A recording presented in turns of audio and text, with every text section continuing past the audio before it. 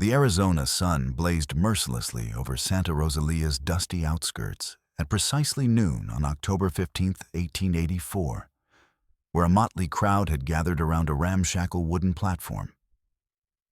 The stench of unwashed bodies, stale tobacco, and desperation hung heavy in the desert air. It was the weekly labor auction drawing its usual collection of human predators and bargain hunters. "Step right up, gentlemen," bellowed Augustus Crow, the auctioneer, mopping sweat from his florid face with a stained handkerchief. "Fresh stock today, strong backs, willing hands, all legally contracted for your convenience." 18-year-old Elsa Beauchamp stood trembling on the platform, her weight supported by a battered wooden crutch carved from mesquite.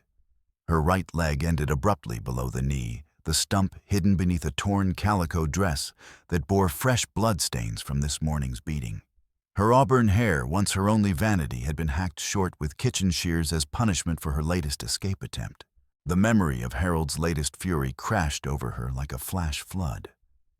Just yesterday morning, October 14th, she'd tried to refuse his demand to scrub the pigpen floor on her hands and knees. His leather belt had found its mark 17 times across her back and shoulders, each stripe a burning reminder of her powerlessness. The worst blow had caught her across the face, splitting her lip and sending her sprawling into the mud. "You'll learn your place, girl." He'd snarled, his breath reeking of whiskey and hatred. "Tomorrow, you'll stand on that platform and show proper gratitude for 7 years of Christian charity." But it was the memory of that terrible day 7 years ago that truly haunted her. She'd been 11, helping Papa adjust the tension on their wheat harvester on a sweltering August afternoon, when the rusted support beam snapped without warning. The crushing weight had taken both her parents instantly, their screams cut short by the grinding metal. She'd awakened 3 days later in Doc Morrison's clinic, her leg mangled beyond salvation. "Hold still, child." The elderly physician had murmured, his hands steady despite the whiskey on his breath. "This will hurt something fierce, but gangrene will kill you sure as sunrise if we don't take the leg." The bone saw's rasp had haunted her dreams for years afterward, but it was nothing compared to the anguish of waking up in Harold's care a week later. Now, as jeering voices rose from the crowd below, Elsa fought to keep her composure. 7 years of systematic brutality had taught her that tears only invited more cruelty. She'd learned to swallow her sobs to hide her agony behind a mask of stubborn defiance. Look at this fine specimen of feminine determination. Crow continued, his voice dripping with mock sincerity. Young, eager to please, and priced to move, she eats half portions and tries twice as hard to prove her worth. A rotten apple core splattered against the platform near Elsa's feet, sending up a cloud of fruit flies. She flinched, but didn't cry out, her green eyes fixed on the distant mountains where freedom might exist for someone like her. In the shadows at the crowd's edge, Chaska Yazzie watched with mounting fury. At 27, he bore the weathered look of a man who'd seen too much hardship too young. His long black hair was tied back with a strip of rawhide, and his dark eyes held depths of rage that matched the girl's own suffering. He wore faded cavalry pants and a simple cotton shirt, both clean but patched from years of hard use. The throbbing ache in his left hip, a souvenir from a Comanche bullet that had shattered the bone 2 years ago, caused him to shift his weight constantly. His right shoulder, still healing from a mining accident 3 months back, sent sharp jolts through his arm with each movement. But it was the emotional wounds that cut deepest memories of his younger sister Ayanna that this auction was dragging to the surface. December 12, 1881. The date was seared into his memory like a brand. Ayanna had been helping their grandmother gather piñon nuts when the Comanche raiders struck their winter camp. Chaska had been away serving with the territorial cavalry when the attack came. By the time he received word and reached the devastated village, his sister was gone. For 3 months, he'd worked frantically to gather the ransom money, $50 in gold coin. He'd sold his horse, his rifle, even his grandfather's ceremonial jewelry. He'd taken dangerous jobs, hunting wolves for bounty, worked 18-hour days in the silver mines, begged loans from anyone who would listen. But it had taken 97 days to raise the full amount. When he finally traded the gold for his sister's freedom, she was already dying. Pneumonia had settled in her lungs during the harsh winter captivity, and she'd lasted only 3 days in his arms before slipping away. Her final words still echoed in his mind. "Don't let others suffer as I have suffered." He'd failed her by being too slow, too methodical, too careful with his planning. Now, watching another young woman being degraded for profit, that old wound tore open with fresh intensity. "What am I bid for this bargain, beauty?" Crow shouted. "Perfect for light housework, kitchen duties, anything that don't require much walking." The crowd erupted in harsh laughter. Someone shouted, "Half price for damaged goods." Another voice added, "Might be good for keeping the bed warm if you ain't too particular." $2, called out Buck Morrison, a rancher whose hands were permanently stained with blood from his slaughterhouse. "She could slop my hogs easy enough." $2. Crow repeated enthusiastically. "Surely we can do better. This girl's got fire in her. Why, she tried to run away twice just last week. Shows initiative." Harold Beauchamp lurked near the platform's edge, his bloodshot eyes calculating potential profit. The gambling debts were mounting dangerously, and Miguel Santos had made it clear that payment was expected by month's end. $2 wouldn't even cover the interest on what he owed. Santos himself stood among the bidders, an expensively dressed man in his 40s, whose silver mines had made him wealthy through the suffering of others. His cold gray eyes appraised Elsa like livestock, already calculating how much work he could extract from her damaged body before it gave out entirely. $3, called Madame Colette, adjusting her feathered hat. "I can always use another girl for scrubbing floors." $3. Crow's voice carried across the desert. "Do I hear 4? Silence stretched like a taut wire. The crowd's attention was already drifting toward the next lot, a sturdy farm boy whose parents had sold him to pay back taxes. Going once for $3. Crow announced his enthusiasm waning. Going twice. Chaska stepped forward, his voice cutting through the desert air like a blade. $10. The crowd turned to stare at the tall Navajo man who'd emerged from the shadows. His bearing was straight, despite his pronounced limp, and his English was precise and unaccented, the result of 2 years' military service. $10. He repeated, his dark eyes never leaving Elsa's face. "And the crutch comes with her." Several men snickered, thinking it was another cruel joke. But Crow's eyes lit up with greed. $10 was more than he'd expected for damaged merchandise. $10 from the gentleman, he called out with renewed vigor. Any other bidders? Buck Morrison looked like he might speak, but $10 was serious money, half a month's wages for most men. Madame Colette was already appraising the farm boy with renewed interest. "Sold," Crow declared, bringing his gavel down with a sharp crack. $10 to the Indian gentleman. He thrust a folded document into Chaska's hand and the bill of sale that legally bound Elsa to 5 years of servitude. The paper was official territorial stationery, complete with stamps and signatures that made it legally binding under Arizona law. "She's your problem now," Crow said, giving Elsa a rough shove toward the platform's edge. Next lot. Elsa stumbled, nearly falling, as she struggled to maintain balance on the uneven planks. The crowd was already turning away, their attention drawn to the next human being offered for sale. "Stay away from me," Elsa snarled, brandishing her crutch like a weapon as Chaska approached. Years of Harold's brutality had taught her that any man who bought her expected to own her completely. "I won't be your plaything, you understand me? I'd rather crawl into the desert and die than serve another master."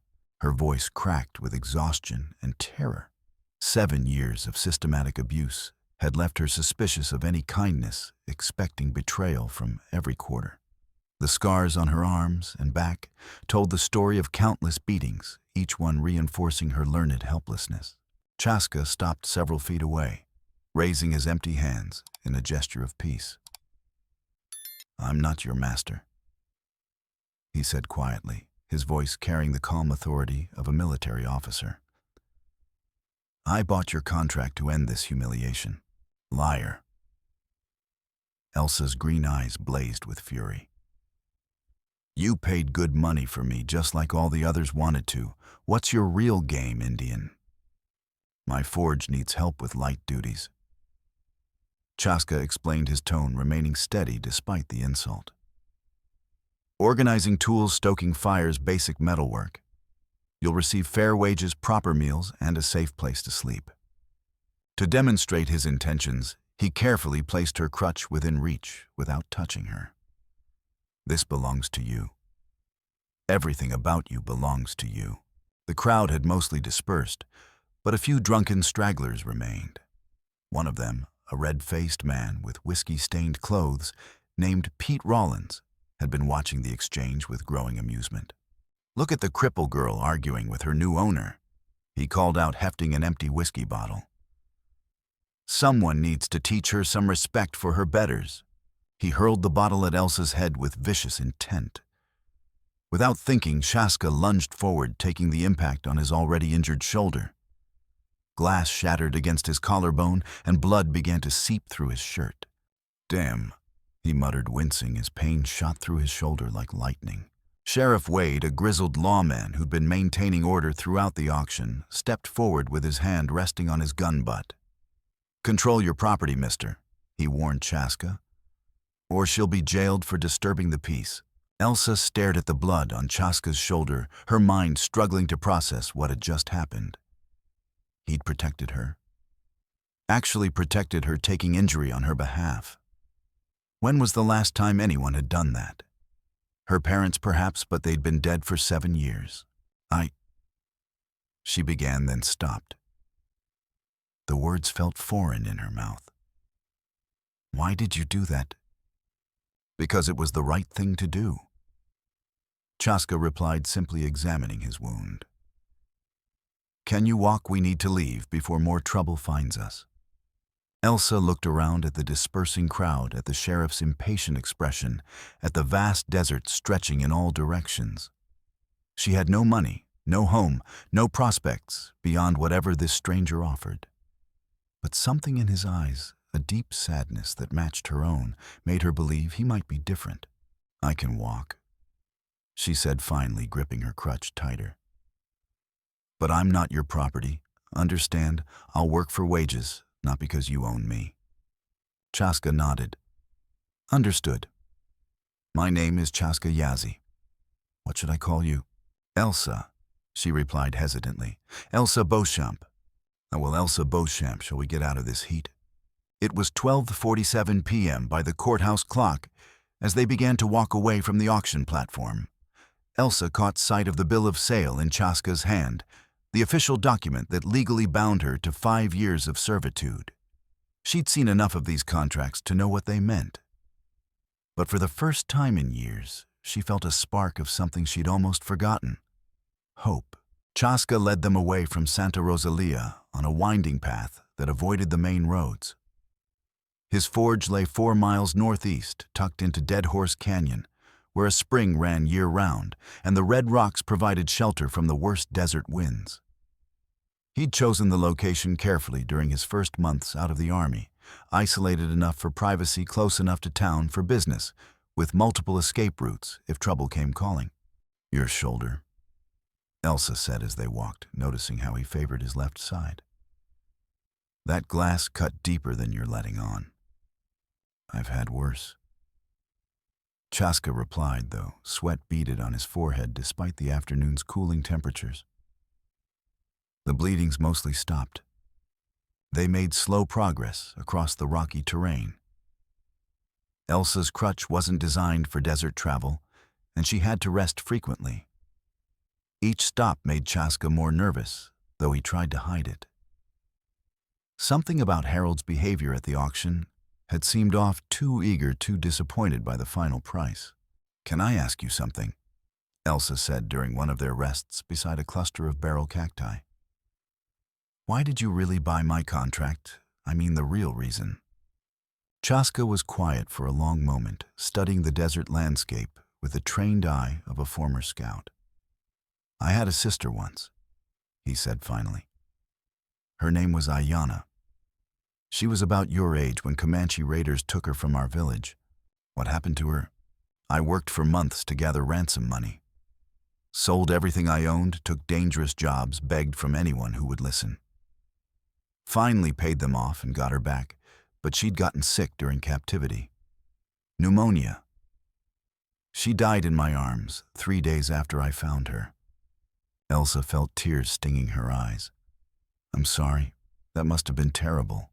The worst part was knowing I could have saved her if I'd acted faster. If I'd been less careful about gathering the exact amount, if I'd taken more risks." His voice trailed off. "When I saw you on that platform today being mocked and degraded, I couldn't stand by and do nothing. Not again. So you're trying to save me to make up for not saving her? Well, maybe. Or maybe I'm trying to save myself from becoming the kind of man who watches suffering and does nothing." Their conversation was interrupted by the sound of approaching hoofbeats echoing off the canyon walls. Chaska immediately tensed his hand, moving to the knife at his belt. "Riders," he whispered, pulling Elsa behind a large boulder. "Coming fast." At 2:15 p.m., 3 miles behind them, Harold Beauchamp sat in Murphy's saloon nursing his 4th whiskey and working up a dangerous head of steam.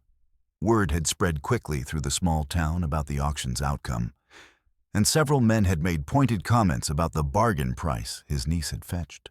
$10, laughed Jake Brennan, a cattle buyer who'd attended the auction. "Hell, I've paid more for a decent saddle blanket. That Indian got himself a real steal." Harold's face reddened with each word.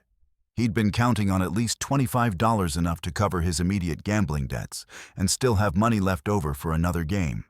$10 barely covered a quarter of what he owed to Miguel Santos, and Santos wasn't known for patience with delinquent debtors. "Course," Jake continued, oblivious to Harold's growing rage. "If you wasn't happy with the price, you could always claim fraud. Say the buyer didn't have proper credentials or some such. Void the sale and try again." Harold's alcohol-clouded brain latched onto this suggestion with desperate hope. The more he thought about it, the more logical it seemed. An Indian buying a white girl's contract, surely that violated some law or regulation. And if he could reclaim Elsa, he knew exactly where to sell her privately for triple the price. "You're absolutely right," Harold said, standing unsteadily. "That sale was illegal. I need to get my property back." Within an hour, he'd hired 2 men to help him, Tom Givens and the same Pete Rollins, who'd thrown the bottle. Both were armed and experienced at tracking, having spent years hunting deserters and runaway slaves before the war ended that particular trade. "Track 'em down and bring the girl back," Harold instructed, pressing gold coins into their palms. "The Indian don't matter, do what you want with him. But I need her alive and able to work." "What about witnesses?" Tom asked, checking his rifle. "Won't be any.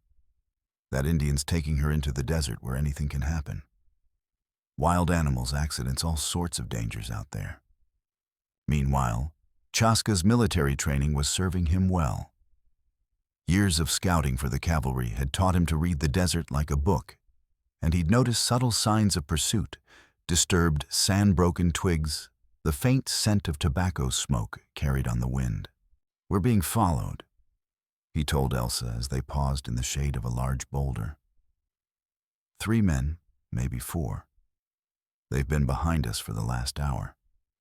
Elsa felt her stomach drop. "Harold," she whispered. "He must have sent them. He always said I was his investment, that he'd never let me go for nothing." Chaska studied the terrain ahead.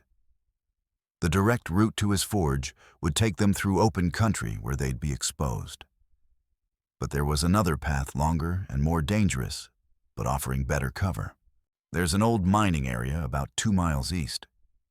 he said, pointing toward a series of red sandstone formations. We can lose them in the tunnel system there, then circle back to my forge after dark. What about my crutch? Elsa asked. I can't climb over rocks with this thing.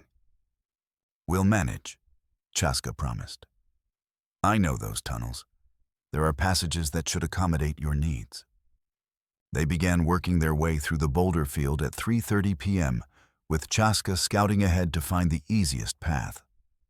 His limp made the terrain challenging, but his knowledge of the area compensated for his physical limitations. Behind them, their pursuers were steadily gaining ground. They're heading for the old mines.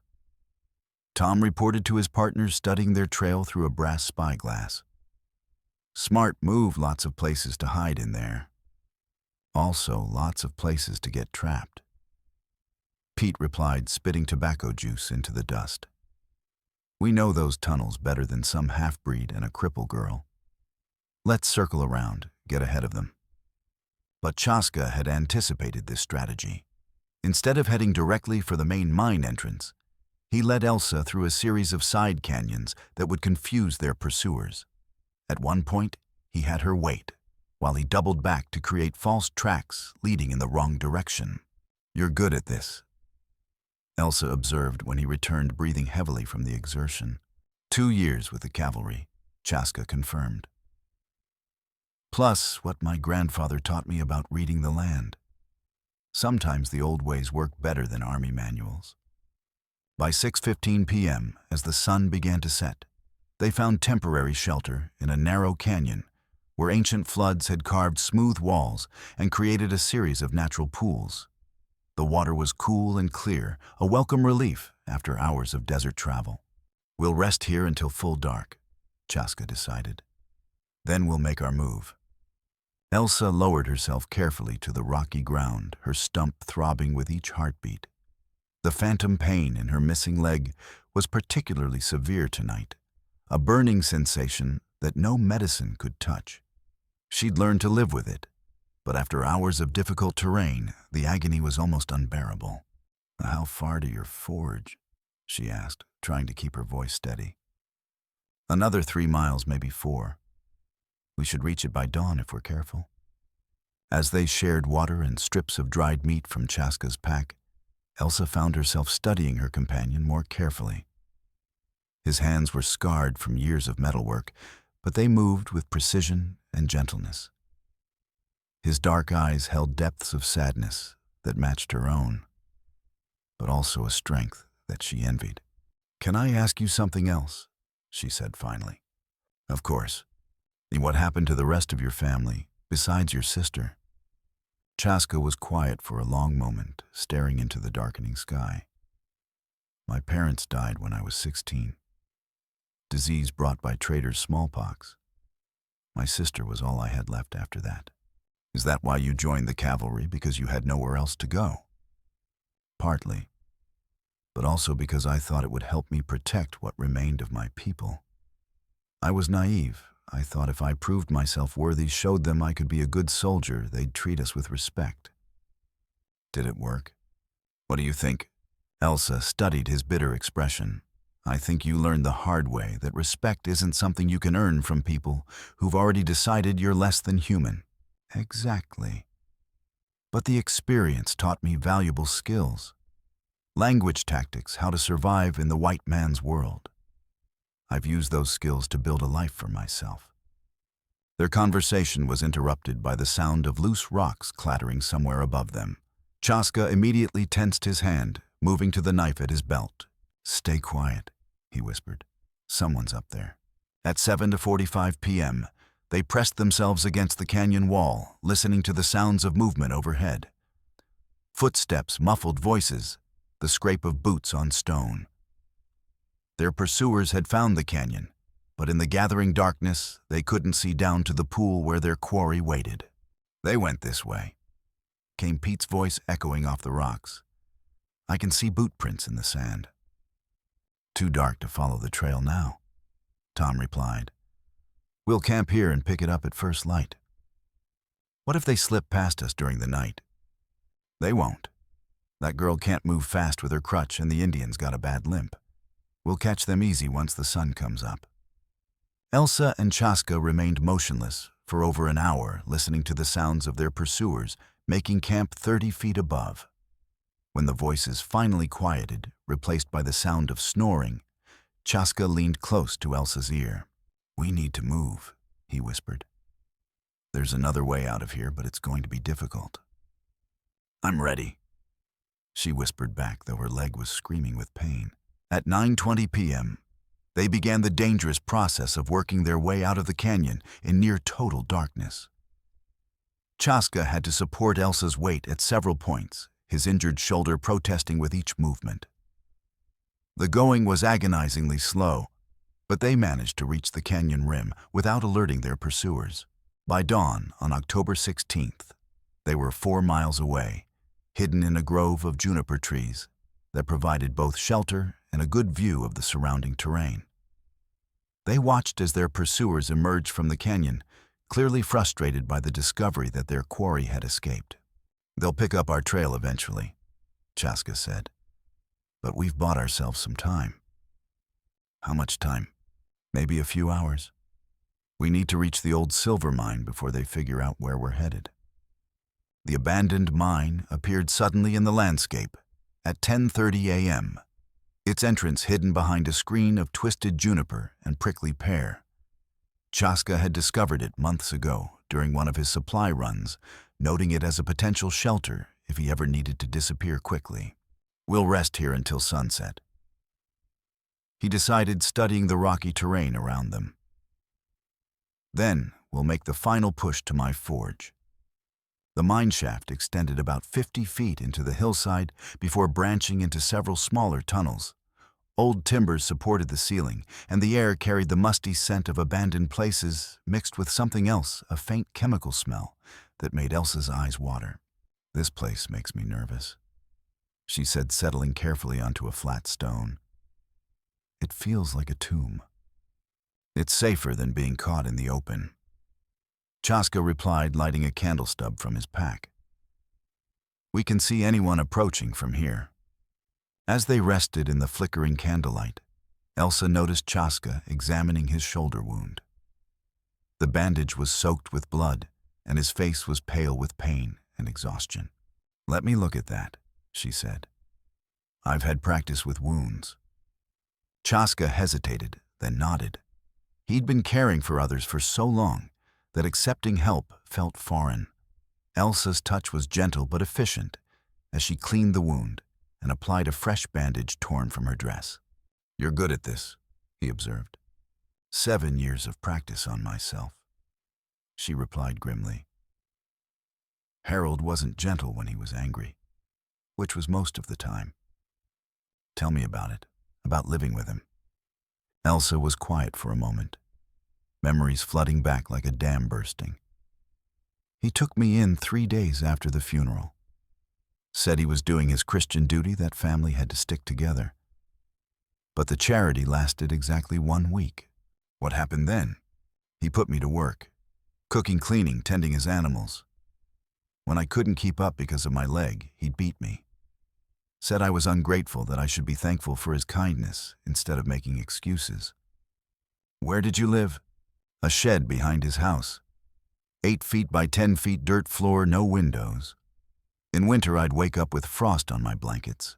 In summer, it was like an oven." Chaska's jaw tightened. "How did you survive it?" "I don't know.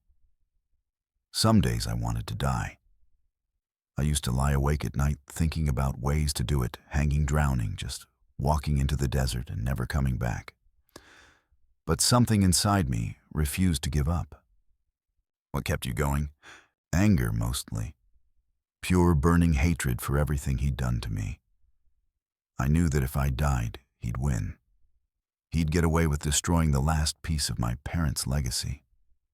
And now I'm sitting in an abandoned mine with a stranger who bought me like livestock, being hunted by men who want to drag me back to hell. I should be terrified." "But you're not." "Oh, I'm terrified. But I'm also more hopeful than I've been in years. Is that strange?" "Not at all. Hope is what separates the living from the dead." Their moment of connection was shattered by the crack of a rifle shot echoing off the canyon walls. Both of them froze, listening for any other sounds. "They found us," Chaska whispered, blowing out the candle. At 2:15 p.m., in the sudden darkness, they heard voices approaching the mine entrance. Tom and Pete had tracked them here, and they weren't taking any chances. "We know you're in there," Tom called out. "Come out peaceful-like and nobody gets hurt." "Speak for yourself," Pete added, his voice echoing off the stone walls. "I'm gonna put a bullet in that Indian's head for all the trouble he's caused us." "The girl's gotta come back alive," Tom warned. "Harold's paying us good money for her." Sure. But accidents happen in these old mines. Cave-ins, gas pockets, all sorts of dangerous things. Their cruel laughter echoed off the stone walls. Chaska grabbed Elsa's hand, pulling her deeper into the mine shaft. "This way," he whispered, leading her toward one of the smaller tunnels. There might be another exit deeper in. Behind them, they could hear the two men arguing about who would go first into the mine. Neither seemed eager to venture into the darkness, but greed was a powerful motivator. "We'll smoke them out," Tom decided. "Build a fire at the entrance, force them to come to us."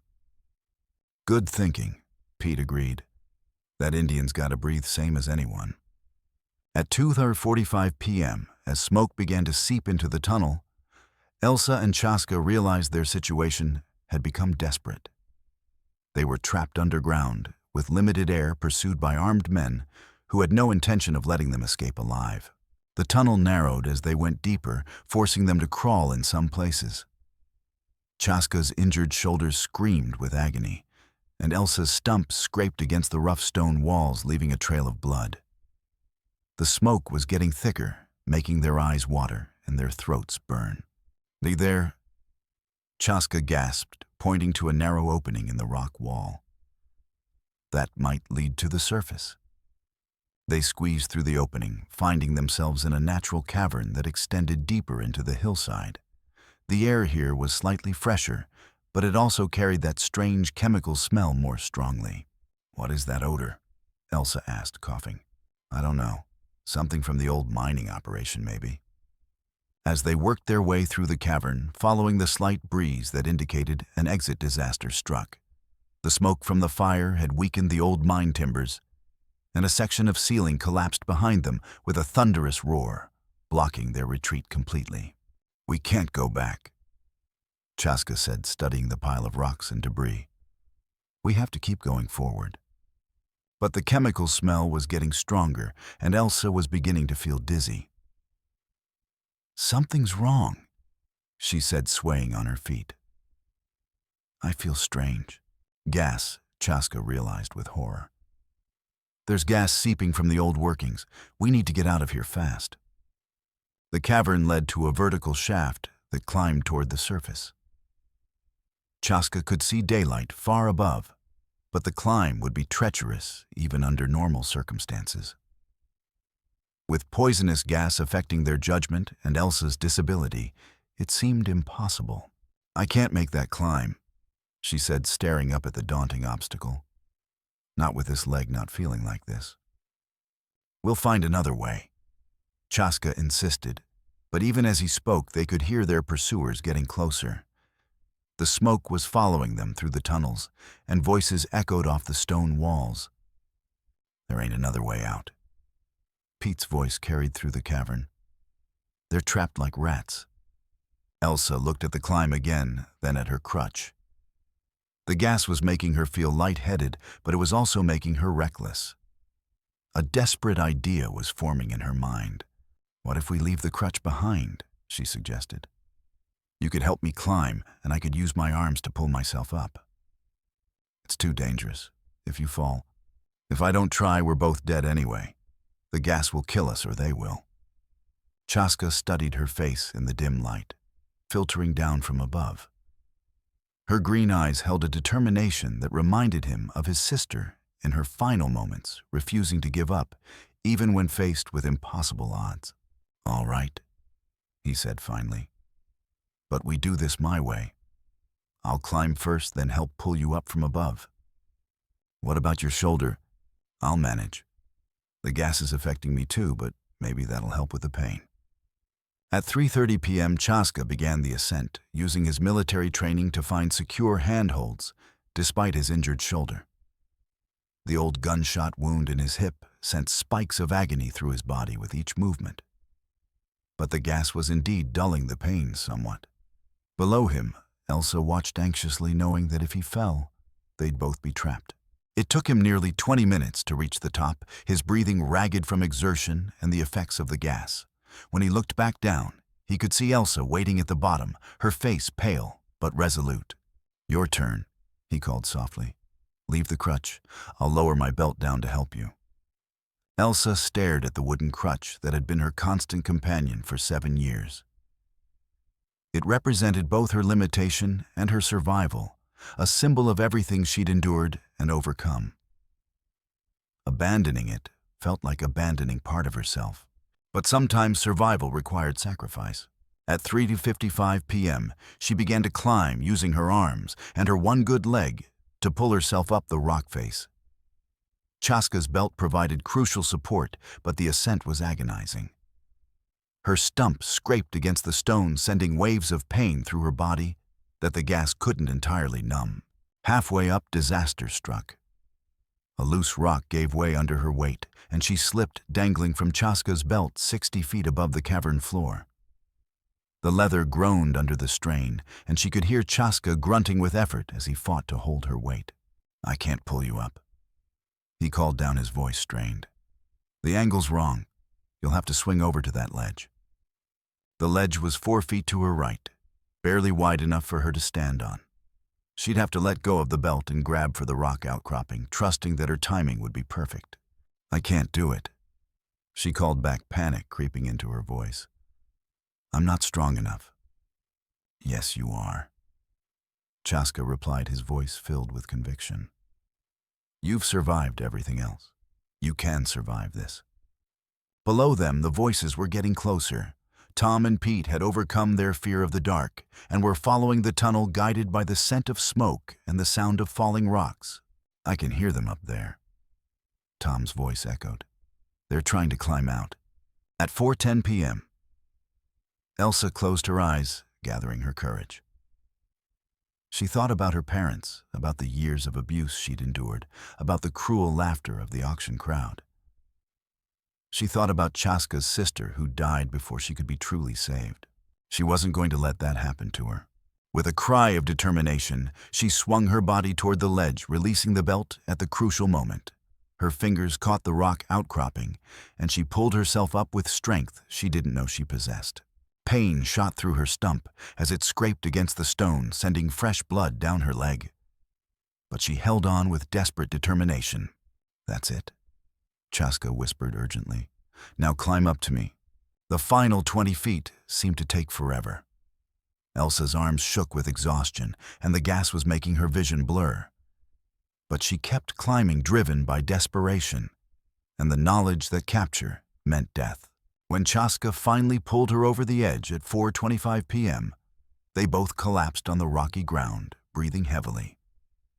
They were on a narrow ledge overlooking the desert, with the sun beginning its descent toward the western horizon. "We made it," Elsa gasped, hardly believing it herself. "We're not safe yet," Chaska warned, listening to the sounds below. "They'll find the tunnel eventually." He was right. Within minutes, they could hear Tom and Pete arguing about who would make the climb first. But without proper equipment and with the gas affecting their judgment, the ascent would be nearly impossible for them. "That Indian's gotta be hurt bad," Pete reasoned. "And the girl's crippled. They can't have gone far." "Then you go up first," Tom replied. "I'll stay down here in case they try to come back." Chaska helped Elsa to her feet, noting how she swayed without her crutch. "Can you walk?" "I'll have to," she said grimly, fighting the effects of the gas. "How far to your forge?"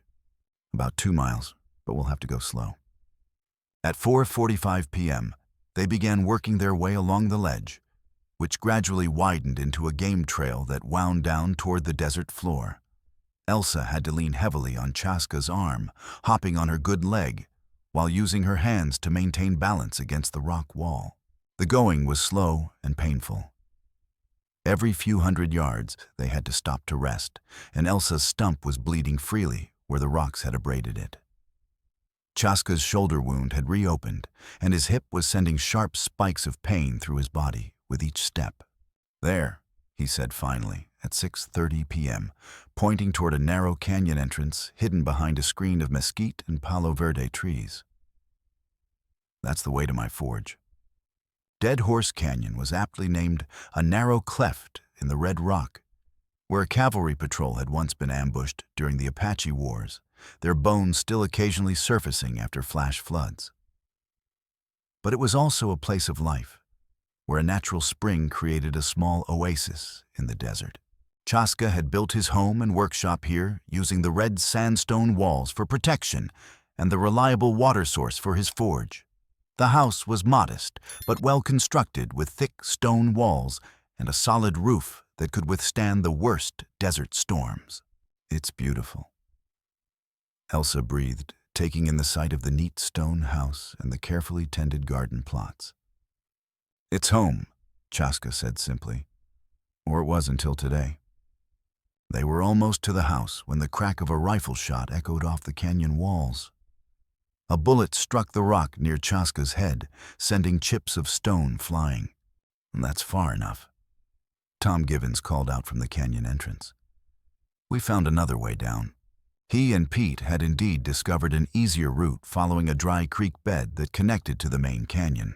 Now they stood blocking the only exit their weapons trained on the two fugitives.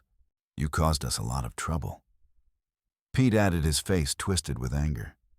"Time to pay the price." Chaska stepped protectively in front of Elsa, his hand moving to the knife at his belt. "The girl's contract was legally purchased. You have no right to take her." "That's where you're wrong, Indian," Tom replied. "Her uncle says the sale was fraudulent. You don't have the legal standing to buy a white woman's contract." "That's a lie and you know it." "Maybe, but dead men don't argue in court." Pete raised his rifle, taking careful aim at Chaska's chest. "Should have minded your own business, half-breed." The shot never came. Instead, a new voice cut through the desert air like a blade. "Drop your weapons, federal marshals." Sheriff Wade emerged from concealment among the rocks, his badge glinting in the fading sunlight. He was accompanied by two deputies, their rifles trained on the would-be kidnappers. "You boys are under arrest," Wade announced. "Weapons on the ground, hands, where we can see them." Tom and Pete exchanged glances, clearly considering their options. They were outnumbered and outgunned, but desperation made men do foolish things. "We got legal business here," Tom called out. "That Indian stole this girl from her rightful owner." "That's not how I heard it," Wade replied. "Word is, you boys are working for Harold Beauchamp trying to void a legal contract sale. That's fraud, attempted kidnapping, and assault." "Since when do you care about Indian rights?" Pete demanded. "Since they became American citizens with legal protections," Wade replied firmly. "Now drop those weapons before I lose my patience." The standoff lasted for several tense seconds. Then Tom slowly placed his rifle on the ground, followed reluctantly by Pete. The deputies moved in quickly to secure the prisoners. "You all right?" Wade asked, approaching Chaska and Elsa. "We'll live," Chaska replied, "but barely. These men have been causing trouble across the territory," Wade explained. "Your situation gave us the excuse we needed to move against them." As the deputies prepared to transport their prisoners, Wade pulled Chaska aside. "That bill of sale you got, it's legitimate under territorial law," he said. "But there's something else you should know. Harold Beauchamp's been talking in the saloons about his business arrangements. Seems he's got connections to Miguel Santos. The mine owner, the same. Santos has been buying up labor contracts all over the territory, and most of his workers don't last long. Word is he's planning something big." 3 days later, on October 19th, 1884, Elsa was learning to navigate Chaska's forge without her crutch. Using a sturdy branch he'd carved and padded for her, she could move around the workshop and even help with simple tasks. Her natural intelligence and years of hardship had made her a quick learner. The iron needs to be heated to cherry red. Chaska explained, demonstrating the technique on a horseshoe. Too hot and it becomes brittle, too cool and it won't shape properly. Like trust, Elsa observed, watching the metal glow in the forge fire. Too much heat breaks it, too little, and it can't be shaped. Exactly. You understand the principle. They work together in comfortable silence, the rhythm of hammer on anvil, providing a steady backdrop to their shared labor. For the first time in years, Elsa felt useful, valued for her mind and skills, rather than pitied for her disability. The peace was shattered at 10:30 a.m. by the sound of approaching horses. Both of them tensed, their recent ordeal having left them jumpy and quick to see danger in every shadow. "Easy there," came a familiar voice. "Just me and some friends." Sheriff Wade rode into the canyon, but he wasn't alone. Behind him came Harold Beauchamp, flanked by 2 federal marshals. Harold's hands were shackled, and his face bore the marks of several days in jail. "What's he doing here?" Elsa demanded, instinctively moving closer to Chaska. "Federal court ordered a hearing," Wade explained. "Harold's claiming the contract sale was invalid, and he's got legal backing for his position." "What kind of legal backing?" Chaska asked suspiciously. Marshal John Hayes dismounted and approached the forge. "Territorial law is complicated when it comes to contracts involving minors and disabled individuals. Harold's lawyer found a statute that might invalidate the sale." "That's impossible," Elsa protested. "I heard the auctioneer say the sale was legal." "The auctioneer was operating under questionable authority," Hayes admitted. "Turns out his license to conduct contract sales expired 6 months ago. Any contracts he made might be legally void." Harold stepped forward, his eyes gleaming with malicious satisfaction. "That means she belongs to me again. I'm her legal guardian, and I have the right to manage her affairs as I see fit." "Over my dead body," Chaska said quietly. "That can be arranged," Harold replied with a cruel smile. "I've got friends in this territory, Indian. Important friends who don't appreciate your kind interfering with white family business." "Enough," Wade interrupted. "The judge wants to hear testimony from all parties. Court convenes tomorrow morning at 10 o'clock in Santa Rosalia." That night, Elsa couldn't sleep. She stood at the window of Chaska's guest room, staring out at the star-filled desert sky. The thought of returning to Harold's custody filled her with a terror deeper than anything she'd experienced during their flight through the desert. "Can't sleep either."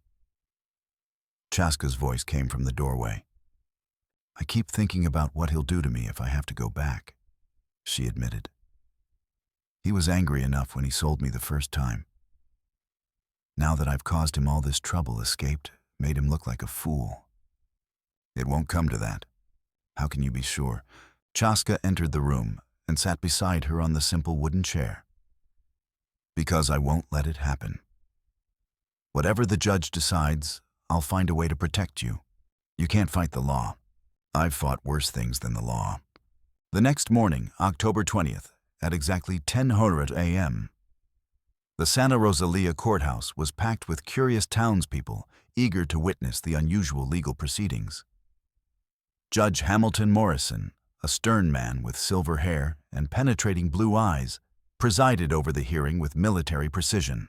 "This court will now hear testimony regarding the validity of the labor contract between Elsa Beauchamp and Chaska Yazzie," he announced. "Harold Beauchamp, you may present your case." Harold's lawyer, a thin man named Silas Crow, stood to address the court. "Your Honor, my client contends that the contract sale was invalid for several reasons. First, the auctioneer's license had expired. Second, the buyer lacks legal standing to employ a white woman. Third, the original guardian's rights were violated." "Mr. Yazzie, how do you respond to these charges?" Chaska stood his bearing straight and proud, despite his civilian clothes. Your Honor, I purchased the contract in good faith at what I believe to be a legal auction. I am a U.S. citizen and veteran of the Territorial Cavalry. Can you prove your citizenship? Chaska produced his military discharge papers and citizenship documentation. I served with distinction for 2 years. Judge Morrison examined the documents carefully. These appear to be in order. Miss Beauchamp, you may speak on your own behalf. Elsa rose carefully, using her improvised crutch for support. Your Honor, I want to make it clear that I chose to work for Mr. Yazzie. He's treated me with kindness and respect, something I never experienced in my uncle's custody. Can you elaborate on that statement? My uncle beat me regularly, starved me, and forced me to work despite my disability. He sold my labor contract not because he thought it would benefit me, but because he needed money to pay gambling debts. That's a damned lie, Harold burst out. I cared for that girl out of Christian charity for 7 years. Mr. Beauchamp, you will remain silent unless asked to speak. Judge Morrison warned sternly. Miss Beauchamp, do you have evidence to support your claims? Elsa pushed up her sleeves, revealing faded but still visible bruises and scars. These are from beatings I received before the auction. And there are witnesses in town who can testify to my uncle's gambling habits and violent temper. The judge studied the evidence with growing concern. Very serious allegations. Are there any other witnesses to be called? Your Honor, came a voice from the back of the courtroom. I have testimony relevant to this case. All heads turned to see a well-dressed woman in her 40s approaching the bench. She had the bearing of someone accustomed to authority, and her clothes marked her as a person of means. State your name for the record, Judge Morrison said. Catherine Martinez. Your Honor, I run the boarding house where Mr. Beauchamp has been staying. I've witnessed his treatment of his niece on several occasions. Describe what you've witnessed.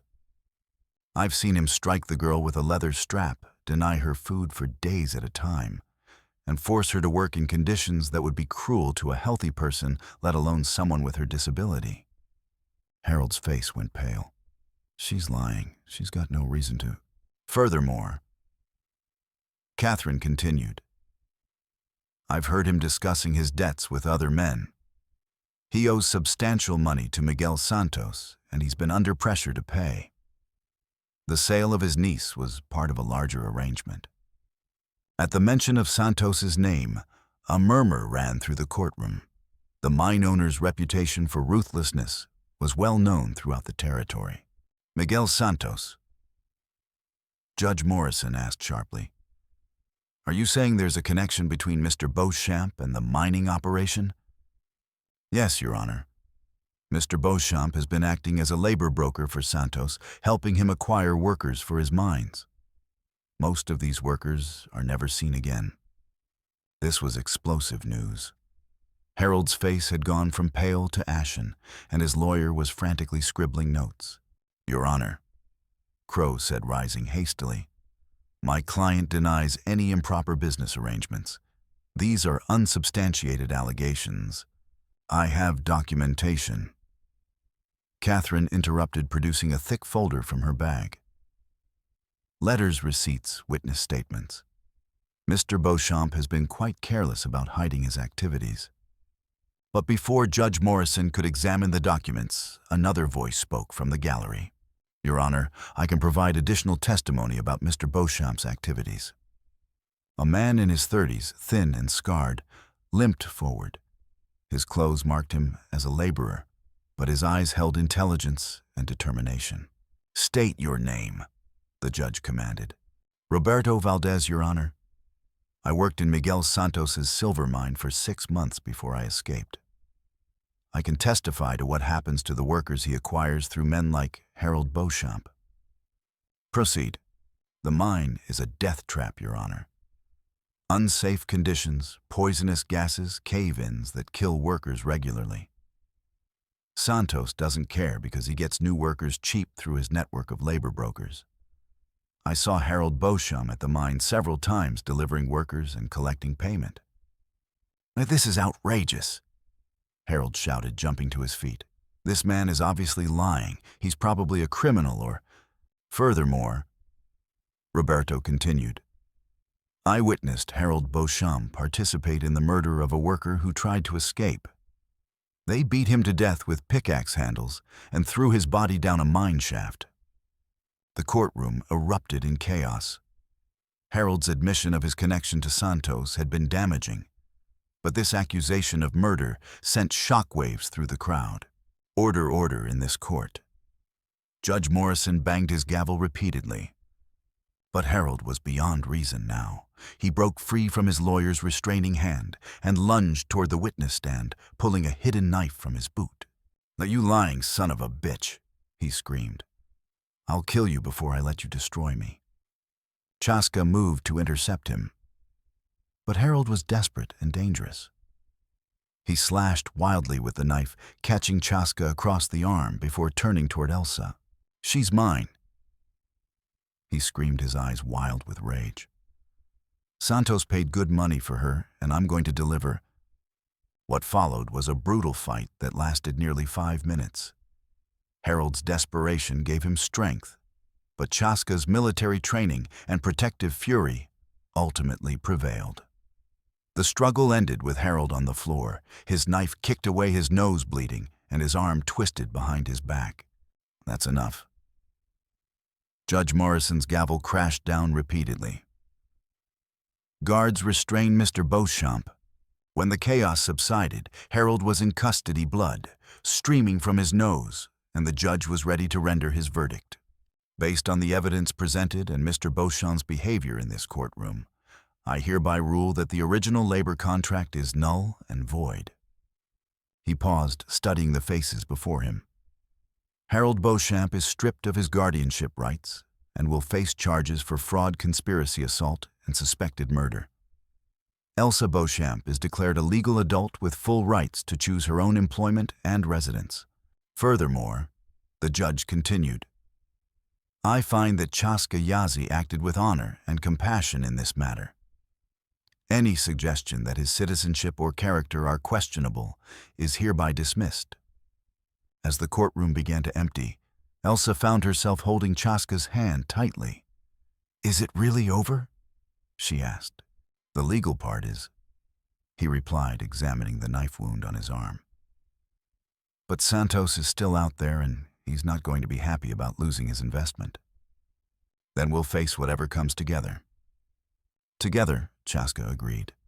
But even as they celebrated their victory, neither of them noticed the figure watching from the shadows outside the courthouse, a well-dressed man with cold eyes and expensive clothes who'd been taking careful notes throughout the proceedings. Miguel Santos had built his fortune on the suffering of others. His silver mines in the mountains east of Santa Rosalia consumed workers at an alarming rate, and he was always looking for new sources of cheap labor. Harold Beauchamp had promised him a steady supply of vulnerable workers, and now that arrangement was ruined. "This is most unfortunate," Santos said to his foreman, a brutal man named Jake Morrison. "Beauchamp was a valuable asset. His arrest will disrupt our labor supply significantly." "What do you want to do about it, boss?" "I want you to pay a visit to our Indian friend and his crippled girlfriend. Make them understand that interfering with my business has serious consequences." "You want them dead?" "Not immediately. First, I want to see if they can be reasoned with. The girl might still be useful, and the Indian has skills that could benefit our operation. And if they refuse to cooperate," Santos smiled coldly, "then you have my permission to be creative." Meanwhile, Elsa was learning to embrace her new freedom. Living at Chaska's forge, she discovered talents she'd never known she possessed. Her small hands were perfect for delicate metalwork, and her quick mind grasped the principles of metallurgy with surprising ease. "You're a natural," Chaska observed on October 25th, watching her craft an intricate iron rose. "I've never seen anyone pick up the craft so quickly. It's like everything I've learned about survival is finally useful for something beautiful instead of just staying alive." She replied, carefully shaping the metal petals. They worked together in comfortable partnership, sharing meals and conversation as naturally as if they'd known each other for years. The physical attraction between them was undeniable. But they both understood that their connection ran deeper than mere romance. "I've been thinking," Elsa said one evening as they sat by the forge fire, "about what we could do with our success." "What did you have in mind?" Elsa reached into her pocket and pulled out a small leather pouch, her savings from 2 weeks of work at the forge. "I want to go back to the auctions. Not to watch, but to act. To buy contracts of people who need help, then set them free." Chaska stared at her, amazed by the courage and compassion in her proposal. "That's dangerous. And expensive. I know. But we could do it together. Your skills, my understanding of what it's like to be desperate. We could make a real difference. Santos won't like it. He's been asking questions around town about our business. Then we'll have to be careful. But I can't just ignore what's happening to other people like me. I can't enjoy my freedom while others suffer. You realize what you're proposing could get us both killed. I realize what happens when good people do nothing. Your sister died because no one acted quickly enough. I almost died because no one cared enough to act at all. We have the chance to change that for others."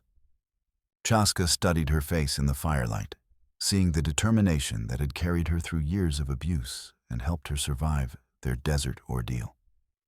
"All right," he said finally. "But we do it smart. No unnecessary risks." "Agreed."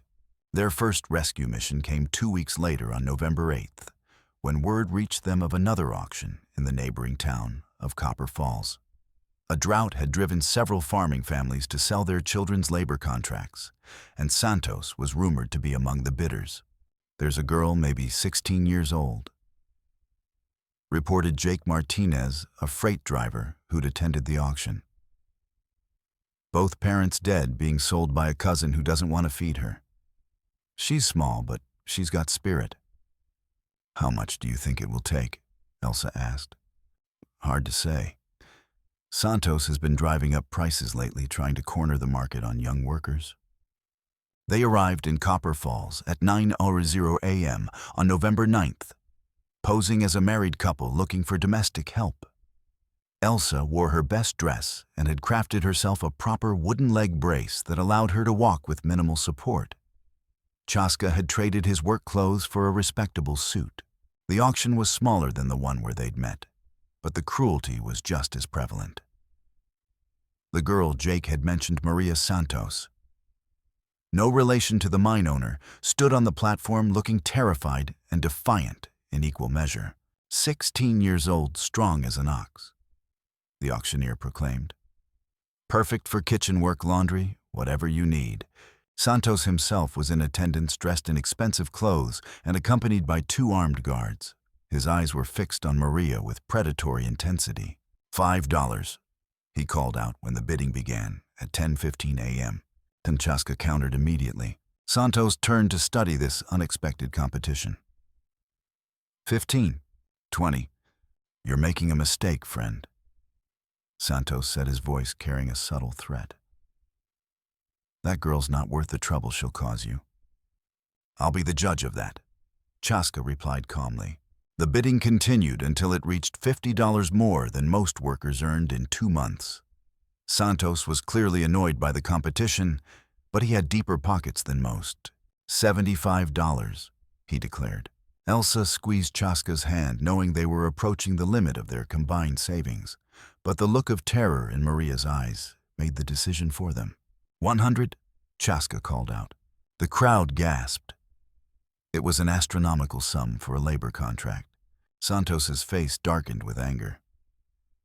$125, 150. This is ridiculous. Santos exploded. Who are you people? Business owners who appreciate quality workers. Elsa replied smoothly. Are you bidding or not? Santos studied them for a long moment, clearly trying to decide if they were worth the trouble. Finally, he shook his head and walked away, but not before giving them a look that promised future trouble. Sold for $150, the auctioneer announced. As they completed the purchase and took custody of Maria, Elsa couldn't help but notice Santos watching them from across the town square. His expression was calculating, dangerous. "Who are you people?" Maria asked as they walked away from the auction site. "And what do you want with me?" "We're people who believe in freedom," Elsa replied.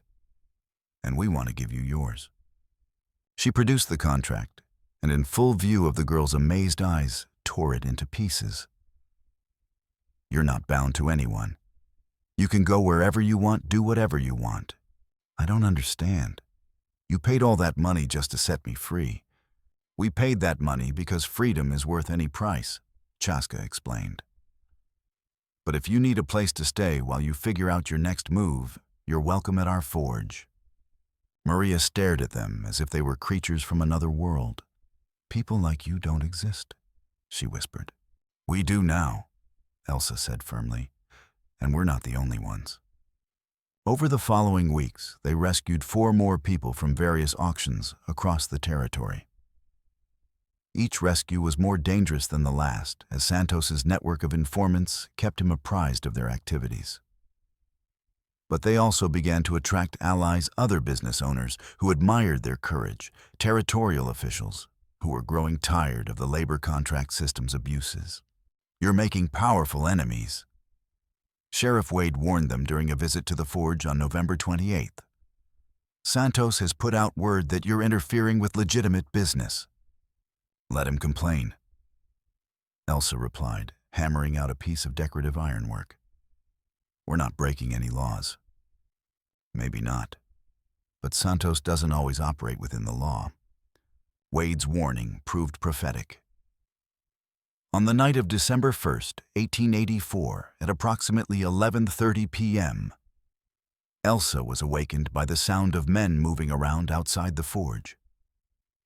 She crept to the window and saw at least 8 figures in the moonlight, all carrying weapons. "Chaska," she whispered urgently. "Wake up. We have company." He was instantly alert, years of military training making him quick to respond to danger. "How many?" "At least 8. They're surrounding the house." "Santos." "Has to be." They had prepared for this possibility, creating hidden caches of weapons and supplies throughout the canyon. But they were still outnumbered and outgunned. "Come out peaceful-like," came a voice from the darkness. "We just want to talk." "Talk about what?" Chaska called back, positioning himself at a window with a clear view of the canyon entrance. "About your interference with Mr. Santos's business interests. He's prepared to make you a generous offer." "What kind of offer?" "Work for him. Use your skills to help expand his operation. In return, he'll leave you alone and compensate you well. And if we refuse, then we'll have to discuss other options." Elsa had positioned herself at the back window where she could see men trying to approach the house from behind. "They're not here to talk," she whispered. "They're here to take us." "I know, get ready to run." "Where?" "The old mine shaft behind the house. There's a tunnel that leads to the other side of the canyon." The attack came at 11:45 p.m. Windows shattered as bullets crashed through the glass, and the smell of gunpowder filled the air. Chaska returned fire with his rifle, his military training serving him well in the chaos. But they were hopelessly outnumbered. "Yeah, now!" he shouted, and they ran for the back door. The escape through the mine tunnel was harrowing. The passage was narrow and dangerous, with loose rocks and sudden drops. Elsa's leg brace caught on obstacles, slowing their progress. Behind them, they could hear their pursuers discovering the tunnel entrance. "There!" Chaska pointed to a side passage that branched off from the main tunnel. "That leads to the surface." They emerged from the mine behind a cluster of boulders at 12:20 a.m., gasping for breath. The forge was a quarter-mile away, and they could see flames rising from the buildings. "They're burning it," Elsa said, her voice filled with anguish. "Buildings can be rebuilt," Chaska replied. "We can't." They made their way through the desert toward Santa Rosalia, using every skill Chaska had learned as a cavalry scout. By dawn on December 2nd, They were hiding in the ruins of an old adobe church on the outskirts of town. "We can't keep running," Elsa said, tending to a cut on Chaska's arm. "Santos will never stop hunting us." "Then we stop running and start fighting back." How we're two people against his entire organization. We're not alone. We have allies now, the people we've helped, the officials who support us. It's time to use them. That afternoon, they met with Sheriff Wade and several territorial officials in the back room of Murphy's saloon. The group included Judge Morrison, Marshal Hayes, and Catherine Martinez from the boarding house. "Santos has gone too far," Judge Morrison said. "Burning out law-abiding citizens is a federal crime." "Problem is proving he ordered it," Wade replied. "His men are loyal, and they won't testify against him." "Then we need to catch him in the act," Elsa suggested. "Set a trap." "What kind of trap?" "Another auction. We let word get out that we're planning to attend, then wait for him to make his move." "Too dangerous," Chaska protested. "He'll be ready for us." "Not if we're ready for him first." The plan they devised was complex and dangerous. They would attend an auction in the town of Prescott, 30 miles north of Santa Rosalia, on December 15th. Santos would undoubtedly hear about it, and either try to outbid them or take more direct action. Either way, they would be ready. Marshal Hayes would be there with a full complement of federal agents hidden among the crowd. Judge Morrison would attend as a private citizen ready to issue warrants if Santos broke any laws. Sheriff Wade would coordinate with local law enforcement. But they had a secret weapon, Mariah, so the girl they'd rescued from Copper Falls had volunteered to act as their inside informant. She would attend the auction as Santos's representative, feeding information to the authorities about his plans. "Remember," Hayes warned, "we need him to make the first move. If this goes wrong, you two are exposed." "We understand the risks," Elsa said firmly, "but we can't let him win." On December 15th, 1884, at 10:00 a.m., the auction in Prescott was the largest they'd ever attended. Word had spread throughout the territory about the labor contract disputes, and both buyers and sellers had come from hundreds of miles away. Santos was there with his usual entourage, but he seemed more cautious than usual. "He knows something's up," Chaska observed, watching Santos scan the crowd. "Good, let him worry." The bidding began on a dozen workers ranging from farm laborers to skilled craftsmen. Santos bid aggressively on several, but each time Elsa and Chaska outbid him. Their savings were nearly exhausted, but they had commitments from their allies to cover the costs. "This is getting expensive," Santos said, approaching them during a break in the bidding at 11:30 a.m. "Perhaps we should discuss terms." "What kind of terms?" Elsa asked. "I'll stop bidding if you agree to stay out of future auctions. I'll even compensate you for your losses today." "And if we refuse?" Santos smiled coldly. "Then the bidding continues, and we'll see who has deeper pockets." "We refuse," Chaska said firmly. "I thought you might. Jake, show them what happens to people who cross me." Jake Morrison, Santos's foreman, stepped forward with 4 other men. All were armed, and their intentions were clear. "You're making a mistake," Marshal Hayes said, appearing suddenly behind Santos with 6 federal agents. "Federal marshals, you're all under arrest." The gunfight that followed lasted nearly 15 minutes. Santos's men were experienced fighters, but they were outnumbered and caught off guard. The battle raged through the streets of Prescott with innocent bystanders diving for cover as bullets flew. At 11:50 a.m., Elsa found herself separated from Chaska, in the chaos hiding behind an overturned wagon as bullets whined overhead. She could see him pinned down behind a water trough, blood seeping from a wound in his leg.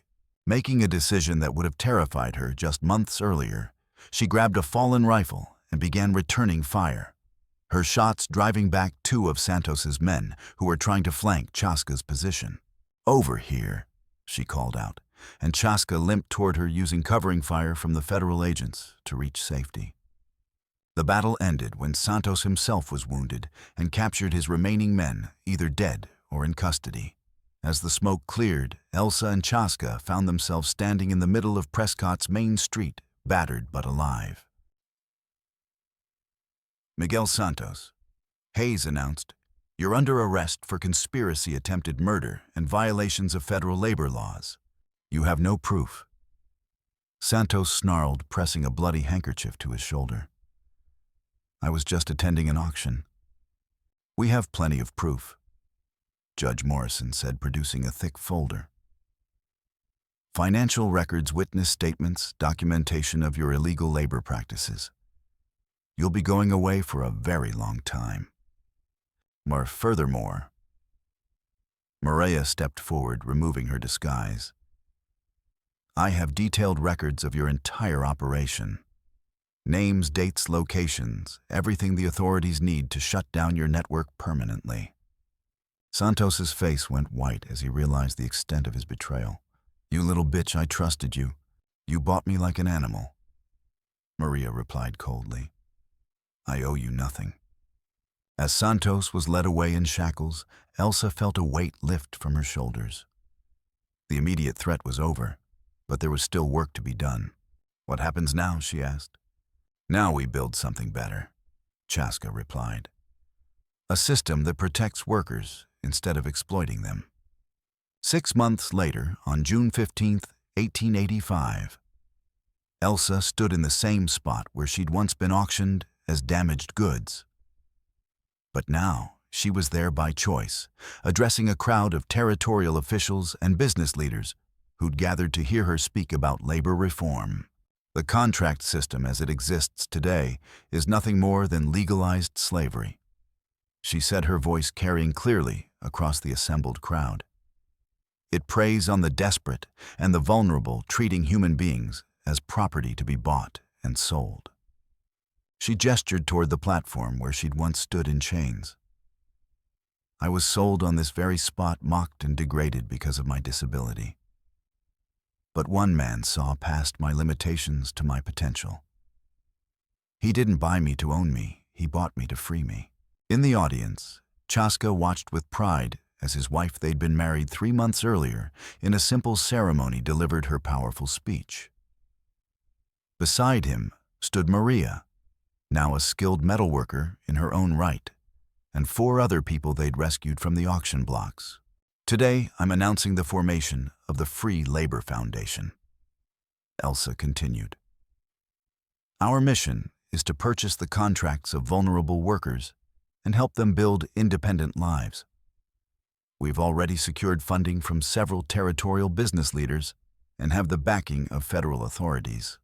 More importantly, we're proposing comprehensive legislation to regulate the contract system, ensuring that workers have genuine choices and legal protections. No one should be sold like livestock because of circumstances beyond their control." The crowd's response was mixed. Some applauded enthusiastically, while others looked skeptical or hostile. Change was never easy, especially when it threatened established power structures. "We've also established training programs," Elsa added, "teaching rescued workers valuable skills like metalworking, carpentry, and literacy. We believe that true freedom comes not just from breaking chains, but from providing people with the tools to build their own futures." After the speech, as the crowd dispersed, a young woman approached her hesitantly. She was about 20 years old, with prematurely gray hair and the haunted look of someone who'd seen too much suffering. "Excuse me," the woman said. "My name is Sarah Collins. I heard about what you do and I need help." "What kind of help?" "My little brother. He's only 14, but our parents are dead and our relatives are about to sell his contract to pay debts. The buyer runs logging camps up north. They say workers don't last long in those camps." Elsa felt the familiar fire of purpose ignite in her chest. "When is the sale?" "Tomorrow morning in Phoenix. We'll be there." As Sarah's face lit up with hope, Elsa realized that her story wasn't ending, it was just beginning. Every person she helped, every contract she purchased and destroyed, every life she touched, with the possibility of freedom, was a victory against the darkness that had once threatened to consume her. The Free Labor Foundation would go on to rescue hundreds of workers from the contract system over the following years. Their efforts, combined with changing public opinion and federal pressure, eventually led to the passage of the Arizona Labor Protection Act of 1887, which established strict regulations on labor contracts and provided legal recourse for abused workers. Miguel Santos died in federal prison in 1889, his mining empire dismantled and his workers freed. Harold Beauchamp was found guilty of conspiracy and murder, dying in territorial prison in 1888, after serving only 3 years of his sentence. The network of labor brokers and corrupt officials who had enabled the system gradually crumbled under federal investigation. But for Elsa and Chaska, the real victory wasn't in the destruction of their enemies or the passage of new laws. It was in the simple truth that love and compassion could triumph over hatred and greed, that broken people could heal each other, and that sometimes the most damaged goods turned out to be the most valuable treasures of all. Maria became one of the territory's most skilled metalworkers, eventually opening her own shop in Tucson. Roberto Valdez, the former mine worker who had testified against Harold, became a labor organizer, helping to establish the first miners' union in the territory. Sarah Collins' brother was successfully rescued and went on to become a teacher, dedicating his life to educating the children of former contract workers. Chaska's forge was rebuilt bigger and better than before, becoming not just a workshop, but a training center where rescued workers learned valuable trades. He and Elsa had 3 children together, raising them with the values of justice, compassion, and the fundamental dignity of all human beings. Their story became legend throughout the Arizona territory, told and retold around campfires and in saloons, a reminder that in the darkest times, there were still those who would fight for justice and human dignity. The platform where Elsa had once been sold was eventually torn down, replaced by a small park dedicated to the memory of all those who had suffered under the contract system. On the park's dedication day, the October 15th, 1895, exactly 11 years after her auction, Elsa stood before a crowd of hundreds, including many of the workers she had helped rescue over the years. "We gather here today not to celebrate the end of a system," she said, "but to remember that freedom is not a gift to be given, but a right to be claimed." Every person who stood on that platform, every worker who toiled in dangerous conditions, every child sold to pay their family's debts, they all deserved better. She paused, looking out at the faces in the crowd. "We cannot change the past, but we can ensure that the future is different. That no one will ever again be sold like livestock, that no one will be valued less because of their circumstances or their disabilities." In the front row, Chaska held their youngest child, a 2-year-old daughter they had named Ayana in honor of his sister. The name meant eternal blossom in Navajo, and Elsa had chosen it to represent the hope that would continue to grow from the seeds of justice they had planted. The auctioneer laughed that day. Elsa concluded, when he said half price for the one-legged girl. "He thought my disability made me worth less. But a Navajo warrior saw something different. He saw not what I lacked, but what I could become. He saw not a damaged person, but a human being deserving of dignity and respect. That is the lesson we must carry forward, that every person has value, that every life has meaning, that every human being deserves the chance to determine their own fate. We are not the sum of our limitations. We are the measure of our courage, our compassion, and our commitment to lifting each other up." As the crowd dispersed, Elsa and Chaska walked hand in hand through the park, their children playing among the trees that had been planted where the auction platform once stood. The desert sun was setting, painting the sky in brilliant shades of orange and red, and the air was filled with the sound of laughter and hope. "Do you ever regret it?" Chaska asked quietly. "The path we've taken, the battles we've fought? Never. Elsa replied firmly. Every scar was worth it. Every struggle led us here. I wouldn't change a single moment. Even the pain, especially the pain. It taught me that I was stronger than I knew, that I could survive anything and still choose to help others. The pain made me who I am. They sat together on a bench overlooking the place where their story had begun, watching their children play in the gathering dusk. The future stretched before them, uncertain, but full of promise. And they faced it as they had faced everything else together. In the distance, a coyote howled its voice, carrying across the desert like a song of freedom. The sound reminded them that they were part of something larger than themselves, part of the eternal struggle between cruelty and compassion, between oppression and liberation. But tonight, compassion had won. Tonight, love had triumphed over hate. And in the growing darkness, the light of hope burned brighter than ever before. The story of half-price Elsa and the Navajo warrior, who saw her true worth, had become more than just a tale of rescue and romance. It had become a testament to the power of human dignity, the strength of the human spirit, and the eternal truth that every person, no matter how broken, no matter how damaged, deserves to be valued, respected, and free. And as the stars began to appear in the desert sky, their lights seemed to whisper the promise that this story would continue generation after generation. Wherever people stood up for justice, wherever compassion conquered cruelty, wherever love refused to be defeated by hate. In the end, that was worth more than all the silver in Miguel Santos's mines, more than all the gold in Harold Beauchamp's dreams, more than all the money that had ever changed hands at those terrible auctions where human beings were sold like livestock. It was worth everything.